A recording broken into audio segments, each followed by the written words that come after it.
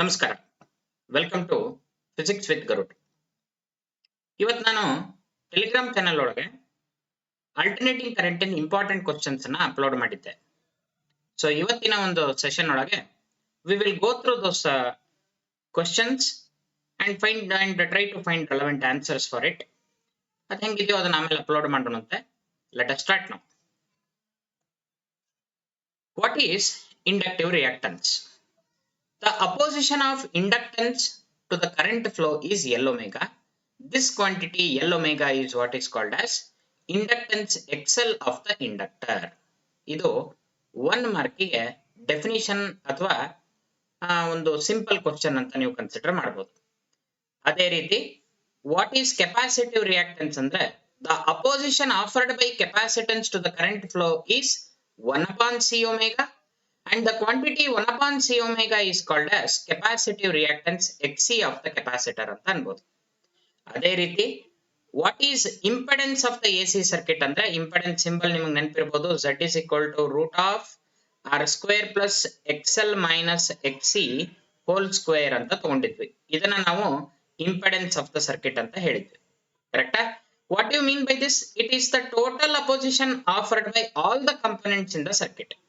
It is also defined as the ratio of RMS value of alternating EMF applied to the circuit in terms of to the RMS value of the alternating current through it. ಅಂದ್ರೆ ಹೆಂಗ್ ಬರೀಬಹುದು ಹೇಳ್ರಿ? We know that ERMS is now equal to IRMS into Z, or I can tell that Z is now equal to ERMS divided by IRMS. So you can define it in that way also. Let us proceed to the next slide now.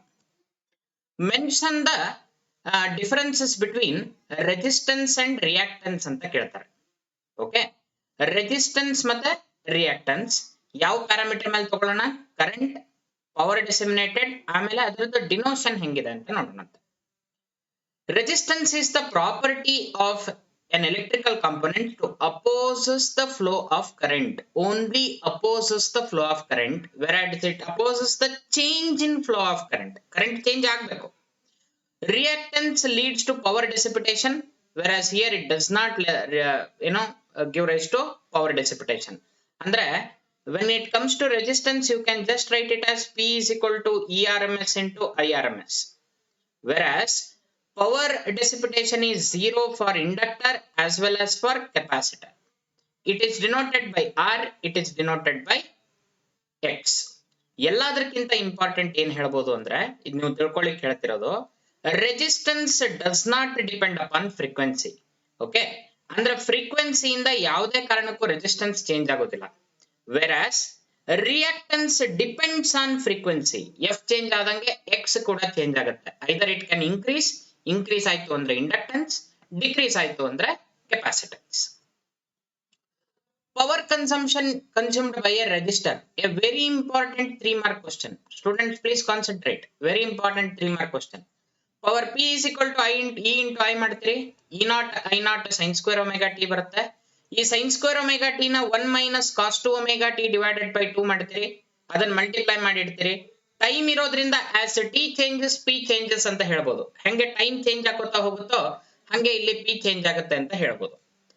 Since power varies, average power ಬೇಕಂದ್ರೆ ಏನ್ ಮಾಡ್ತೀನಿ? Divide the entire equation by t, integrate it from 0 to t. ಕೆಲವೊಬ್ರು ಹಿಂಗೂ ಮಾಡ್ತಾರೆ, dw by dt ತೆಗಿತಾರೆ, dt ನ ಈ side ಕಳಿಸಿ, dw is now equal to instantaneous power equation into dt. Later on integrate it from 0 to t. Later on integrate the entire thing from 0 to t. ಹಿಂಗ್ ಮಾಡಿದ್ರು ಬರ್ತದೆ. ಆಮೇಲೆ dw by t ಇಂದ w ಬರುತ್ತೆ. w by t ಅಂತಂದ್ರೆ power ಅಂತ ತೋರಿಸ್ಬೋದು.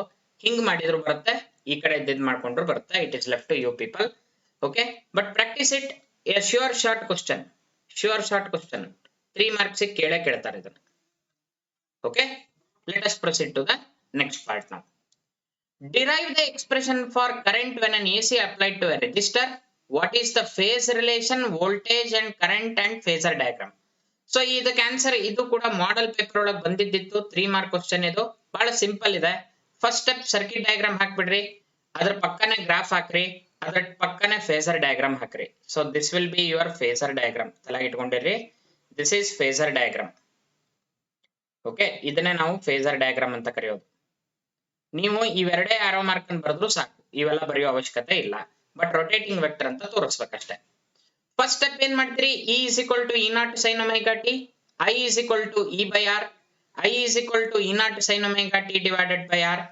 And ನಾವು from comparing equation 1 and 2 the phase is 0 ಅಂತ ತೋರಿಸ್ತೀರಿ. Let us proceed to the next question. Again this can be a 3 mark question, okay, or a 5 mark question also. Lengthy ಇದೆ, 5 mark question ಅಂತಾನು ಬರಬಹುದು. ಏನಿದೆ, derive the expression for current when AC applied to an inductor. What is the phase relation between voltage and current represent in phasor diagram ಅಂತ ಕೇಳ್ತಾನೆ. Okay, circuit diagram ಹಾಕಬೇಕು, graph ಹಾಕಬೇಕು, phasor diagram ನೋಡ್ರಿ. This is V and this will be I. The angle between the two is 90 degrees. Step 1, E is equal to E naught sin omega t. Then applied instantaneous PD developed across the inductor will be E is equal to minus L into di by dt, opposite direction. di by dt ತೆಗಿತೀರಿ, di by dt integrate ಮಾಡಿದ್ರೆ ಎಷ್ಟು ಬರುತ್ತೆ? Then I can tell that I naught is now equal to E naught divided by L omega. Then from equation ಇಲ್ಲೇ ಬರ್ತಿರ್ತೀನಿ, from equation 1 and equation 3 the phase between the two ಯಾವ to ಅದು voltage and current is minus pi by 2 ಅಂತ ಬರೀತೀರಿ. ಇಷ್ಟು step wise ಬರದ್ರಿ ಅಂದ್ರೆ 100% you will get full marks. Okay, let us proceed to the next part now. Question number 6 ನೋಡ್ರಿ. Mention the expression for inductive reactance. Killer question. XL is equal to L omega 2 pi f. Okay, capacitive reactance Xc is equal to 1 by C omega 1 divided by C into 2 pi f. ಇನ್ನೊಂದು question ಏನ್ ಕೇಳಬಹುದು ಅಂದ್ರೆ, right, expression for Z impedance of the circuit ಇದನ್ನ ಬರೀತೀರಿ. Okay, ನಾವೊಂದು add ಮಾಡ್ಕೊಂಡೇನೆ ಅಷ್ಟೇ. Let us proceed to the next part now. ನಾವು ಹೆಂಗೀಗ capacitor ಇದು inductor ಮಾಡಿದ್ವಿ, ರೆಸಿಸ್ಟೆನ್ಸ್ ಮಾಡಿದ್ವಿ, ಅದೇ ಟೈಪ್ 7th ಕ್ವಶನ್ ಏನ್ ಕೊಟ್ಟಿದೆ, expression for current when AC is applied to a capacitor, what is the phase relation represented with phasor diagram. Circuit diagram, graph, and this is V and this will be I. This is very important, phasor diagram ಹಾಕ್ಲೇಬೇಕು. Equation 1 ಏನ್ ಮಾಡ್ತೀರಿ, E is equal to E naught sin omega 2 ಮಾಡ್ತೀರಿ. Next PD across capacitor E is equal to Q by C ಅಂತೀರಿ. Okay, from equation 1 E naught sin omega t is equal to Q by C or Q is equal to so much. Q ಇಂದ I ಬರಬೇಕು. Q ಇಂದ I ಬರಬೇಕಂದ್ರೆ ಏನ್ ಮಾಡಬೇಕು, differentiate ಮಾಡಬೇಕು, ಯಾಕಂದ್ರೆ dq by dt ನಮಗೆ ಗೊತ್ತಿದೆ. ಸೊ ಇಲ್ಲಿಗೆ ಬರ್ತೀರಿ, I naught is now equal to E naught divided by 1 upon C omega ಅಂತೀರಿ. Then I is equal to I naught sin omega t plus pi by 2 ಅಂತೀರಿ. From equation 1 and equation 3 the phase between voltage and current is now equal to plus pi by 2. What does this indicate? It indicates that current is leading and voltage is lagging. Current is leading as ಬರ್ಕೊಂಡ್ರೆ ಸಾಕು ನೀವು. Current is leading and voltage is lagging ಅಂತ ತಗೊಂಡ್ರು ಸಾಕು. But ನೆನಪಿರಲಿ, face ಬರೆಯಬೇಕು. Phase ಬರೀಲಿಲ್ಲ ಅಂತಂದ್ರೆ doesn't carry any meaning here, ಯಾಕಂದ್ರೆ what is the phase relation ಅಂತ ಕೇಳ ನಾವು. Okay, let us proceed to the next question now.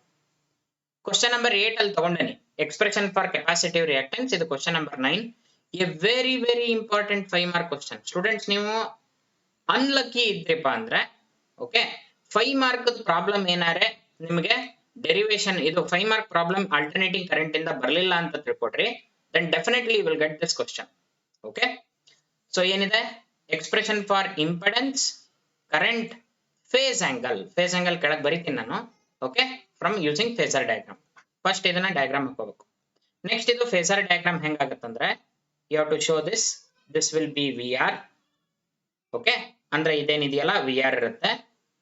Okay, and this will be VL and this will be VC and this effective length will be VL minus VC. Students, diagram hinge ಬರ್ಕೋಬೇಕು ನೀವು.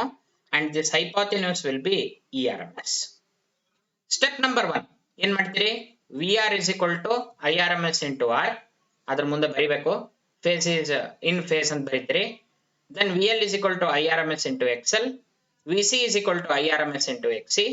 Okay, ERMS is from phasor diagram. I can now tell that ERMS is equal to root of ಇಷ್ಟು ಬರೀತೀರಿ, IRMS ಹೊರಗೆ ಇಟ್ಕೋತೀರಿ, IRMS is equal to ಇಲ್ಲಿ ಇನ್ನು ಎರಡು step ಅನ್ನ add ಮಾಡ್ಕೋಬೇಕು. First step ಏನ್ ಮಾಡ್ತೀರಿ, IRMS is now equal to ERMS divided by Z ಅಂತೀನಿ. ಇನ್ನೊಂದು ಏನ್ ಮಾಡ್ತೀನಿ ಅಂದ್ರೆ IRMS is now equal to sorry not IRMS, phase angle ಬರೀಬೇಕಲ್ಲ. ಫೇಸ್ ಆಂಗಲ್ ಆಕ್ಚುಲಿ ಸಿಲೆಬಸ್ ನಾಗ ಇಲ್ಲ, ಅದು ಫೇಸ್ ಇದು ಪವರ್ ಫ್ಯಾಕ್ಟರ್ ಇಂದ ಮಾಡೋದು, ಬಟ್ ಇರ್ಲಿ, that doesn't make a huge difference. In fact you will get a marks for that also. ಏನಂದ್ ಮಾಡ್ತೀರಿ, cos phi is equal to R by Z, okay, or this implies phi is equal to cos inverse of R by Z. ಇದು ಒಂದು part ಬರಿಬಹುದು. ಇದು ಬೇಡಪ್ಪ ಅಂದ್ರೆ tan phi is equal to ಏನ್ ಬರಿತೀನಿ, XL minus XC divided by tan phi is equal to XL minus XC divided by R. ಇದನ್ನ ಇಟ್ಕೊಂಡು ನೀವು phi ಬರಿಬಹುದು. So phi will be equal to tan inverse of, okay, XL minus XC divided by R. This will be phase angle,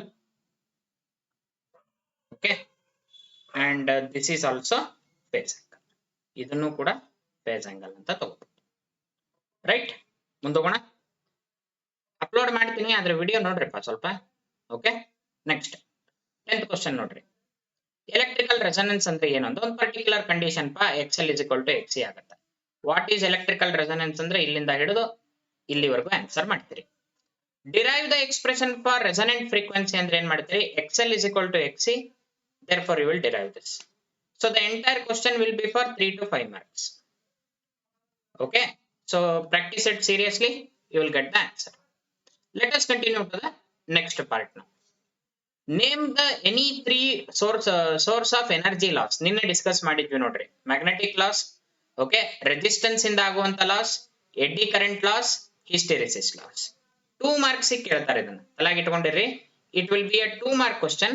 you can write any 2 and don't try to elaborate it. ಇಷ್ಟು ಬರೆದ್ರೆ ಸಾಕು. Magnetic flux leakage, okay, eddy current loss, hysteresis loss, ಇಷ್ಟು ಬರೆದ್ರೆ ಸಾಕು. 12th question, mention the uses of transformer ಅಂತ ಕೇಳ್ತಾರೆ. So entire question will be again for 2 marks. Very simple. ಯಾವ್ದಾರ ಎರಡು ಎಕ್ಸಾಂಪಲ್ ನೆನ್ಪಿಟ್ರು ಸಾಕು ನೀವು. ಓಕೆ, ಈಸಿ ಇರೋದು ನೆನ್ಪಿಡ್ರಿ, ಅಂದ್ರೆ ನಿಮ್ಗೂ ಚಲೋ, ಕಲೀಲಿಕ್ಕೂ ಚಲೋ. ಓಕೆ, ನೆಕ್ಸ್ಟ್ ಕ್ವಶನ್ 3 marks ಅಥವಾ 5 marks ಕೇಳ್ಬೋದು. ಓಕೆ, ಏನಿದೆ ಕ್ವಶನ್, ಟ್ರಾನ್ಸ್ಫಾರ್ಮರ್ ಅಂದ್ರೆ ಏನು, ಪ್ರಿನ್ಸಿಪಲ್ ಏನು, ಕನ್ಸ್ಟ್ರಕ್ಷನ್ ಏನು, ವರ್ಕಿಂಗ್ ಏನು. ಓಕೆ, ಪ್ರಿನ್ಸಿಪಲ್ ಏನಿದೆ, ಮ್ಯೂಚುವಲ್ ಇಂಡಕ್ಷನ್, ಡಯಾಗ್ರಾಮ್ ಹಾಕ್ತಿರಿ, ಇಲ್ಲಿಗೆ ಎಂಡ್ ಮಾಡ್ತೀರಿ. ಅಗೇನ್ 5 marks ಕೇಳ್ತಾರೆ. Change in current in primary coil will induce current in secondary coil. ನಿನ್ನೆ ಡಿಸ್ಕಸ್ ಮಾಡಿದ್ವಿ ನಾವು. So students, we have completed the second chapter now as per the schedule. So around say 15 marks is in your pocket now. Work hard, ensure that you complete it thoroughly. Okay, with this I conclude the class. Thank you.